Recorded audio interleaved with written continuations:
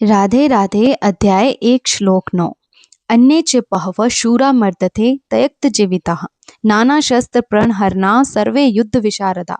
यहाँ दुर्योधन अपने गुरु द्रोणाचार्य के सामने खड़ा है और वह सिर्फ अपनी सेना की गिनती नहीं कर रहा बल्कि अपने कॉन्फिडेंस को भी बता रहा है। वो कहता है कि उसके पास सिर्फ कुछ बड़े योद्धा ही नहीं बल्कि बहुत सारे और भी वीर हैं जो उसके लिए अपनी जान देने को तैयार हैं। जयद्रथ, कृतवर्मा, शल्य ये कोई साधारण नाम नहीं है। ये अपने अपने क्षेत्रों के शक्तिशाली, अनुभवी और युद्ध में निपुण योद्धा हैं। फिर भी ये सब उसके साथ खड़े हैं, उसके लिए लड़ने को तैयार हैं, उसके लिए मरने को तैयार हैं। ये उसका परिवार नहीं है लेकिन उससे जुड़े हैं, रिश्तों से, वचनों से और राजनीतिक संबंधों से।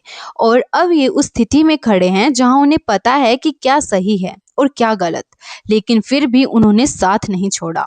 उन्होंने सोचा हम उसके साथ हैं तो अंत तक रहेंगे, लेकिन उन्होंने ये नहीं सोचा जिसके साथ हम खड़े हैं क्या वो सही भी है। एक तरफ दुर्योधन है जो गलत होकर भी पूरी तरह कॉन्फिडेंट है और दूसरी तरफ ये लोग जो सही जानते हुए भी उसके साथ खड़े हैं। एक अंधा नेता और उसके साथ खड़े समझदार लोग। दुर्योधन अपने गुरु से ये नहीं कह रहा कि मैं सही हूँ इसलिए लोग मेरे साथ हैं, बल्कि वह यह कह रहा है लोग मेरे साथ हैं इसलिए मैं सही हूँ।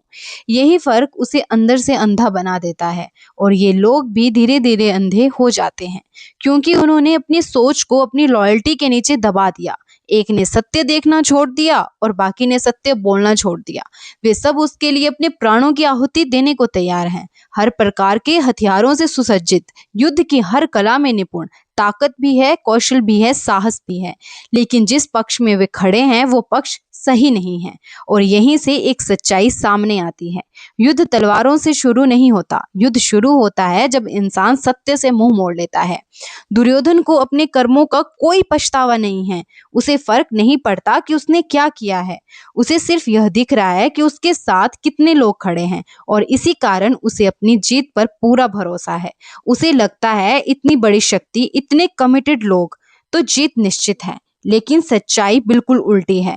जब तुम गलत के साथ खड़े होते हो तो तुम्हारी ताकत भी तुम्हें नहीं बचा सकती और जब तुम सही से दूर हो जाते हो तो हार पहले से ही तय हो जाती है। यह श्लोक सिर्फ यह नहीं बताता कि दुर्योधन के पास कितनी बड़ी सेना थी, बल्कि यह दिखाता है कि एक इंसान अपनी गलतियों को देख नहीं पा रहा और उसके साथ खड़े लोग सच जानते हुए भी बोल नहीं रहे, मिलकर एक ऐसी स्थिति बना देते हैं जहां हार निश्चित हो जाती है और यहीं से स्थिति और गहरी होने वाली है। अब देखते हैं आगे दुर्योधन क्या करता है। राधे राधे।